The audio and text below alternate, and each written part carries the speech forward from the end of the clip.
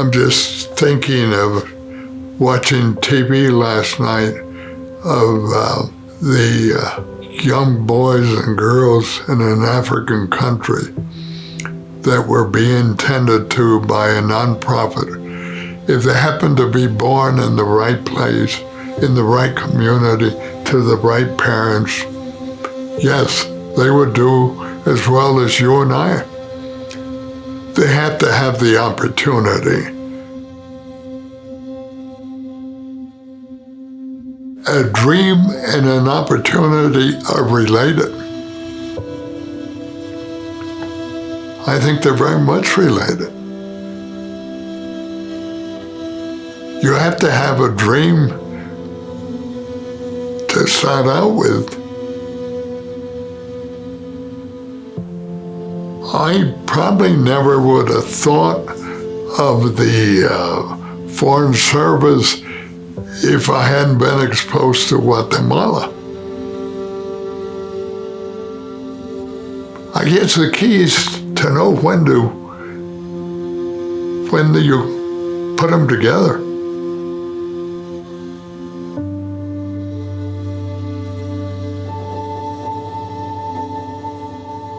My vision and drive, to a great extent, came from my mother and my long association with her as a youngster. For the majority of my life, it was just my mother and I. I had a stepfather for about a couple of years, but that was it. The rest of the time, it was my mother and I. And I assumed a lot of responsibilities as a young boy in cooking, in washing clothes, in ironing, in working, and I was the one that volunteered to buy this amount of groceries that week and this amount the next week. Yes, I learned that, and I did it, and I liked it. I enjoyed it. We were interested in discovering. We were interested in learning. We were interested in trying new things. We were very close. My time was devoted to her and vice versa. When I was 24 and out of the Army, the place I wanted to go first back was to be with my mother. I was in Managua, I'd be out with friends, dating at night. When I'd get home at 11, my mother was often still reading, and I would have a habit which I generated much younger. I'd go by her room and sit on the edge of her bed and tell her where I was and what I did. When my mother was in a retirement home in Washington,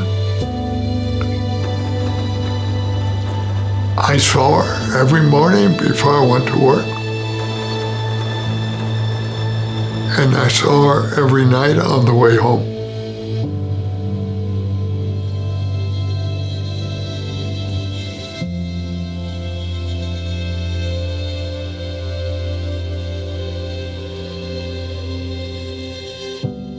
We wrote to each other all the time.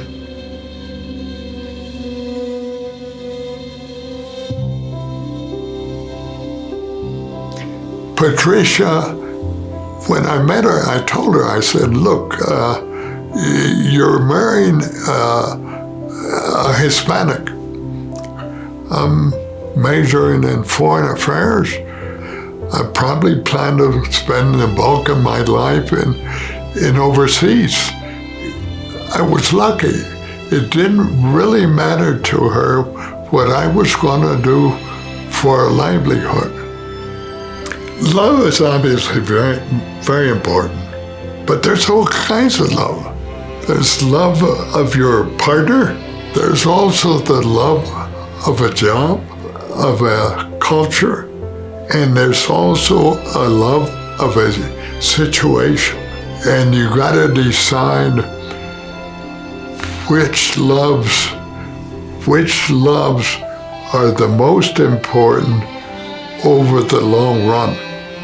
Not over a year, but over the long run. My days were very long though. I probably belonged to a total of 20 to 25 board of directors, most of them nonprofit. Things that I felt we were doing something good for somebody. A few were private sector ones, which I belonged to, but the majority were nonprofit. I helped Highlands, I helped Main Street Las Vegas, I have the community foundation in Las Vegas. I established the Hispanic Chamber of Commerce in Santa Fe, which they didn't have. With that, you know, I belonged to the Highlands University Foundation for 21 years. On Sundays, very often, I'd take all the children and we'd go look at houses. And it became something we did almost every weekend. It became a game. And now they still all like to do it. And of course, the rest of the weekend I was at home, cutting grass, painting, doing bookkeeping, paying bills, all those things. What is the secret is thinking about things, having vision. It's fun. I find it fun when you can help. And when you can have the vision and help people, keeps me going. Think of big things. Don't restrict your vision. And for God, don't ever get tired. Don't get tired. You can't afford to get tired. Life is very short. You're 21 now, but my God, you may live until 85. Are you going to be tired from 21 to 85? No, you can't afford to get tired. Don't get tired. If I didn't have the tremors, I'd be doing a lot of other things. The only thing I promised my wife I wouldn't do when we moved to Santa Fe, when we left Washington, I said, I will not buy any more buildings or build any more buildings. And I haven't.